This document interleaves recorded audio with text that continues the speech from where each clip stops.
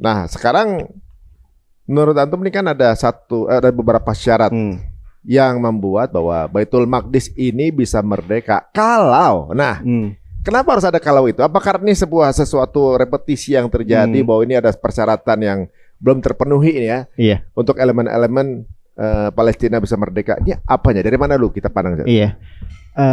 Kalau dalam kajian historiografi atau pembagian rekam jejak sejarah begitu ya, para mu'arikhin, para ahli ilmu tarikh, para alim ulama ya yang bergulat dalam kajian kesejarahan begitu Mas, disebutkan bahwa ya ada suatu adagium yang menyatakan ya the history repeat itself, bahwa sejarah itu akan mengulang dirinya sendiri.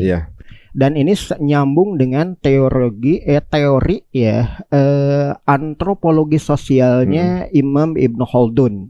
Di dalam kitab Al-Muqaddimah, beliau itu adalah sosok sosiolog dan antropolog di dunia Islam di masa kejayaan Islam di era Bani Abbasiyah begitu ya. Beliau itu menyatakan bahwa setiap peradaban itu dipergilirkan di antara bangsa-bangsa manusia.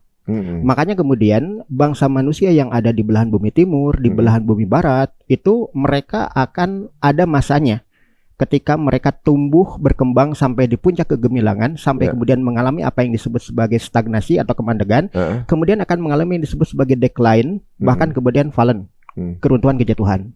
Itu Imam Ibn Khaldun menyatakan demikian, dan itu adalah bagian yang tak terpisahkan dari peradaban di antara bangsa-bangsa manusia.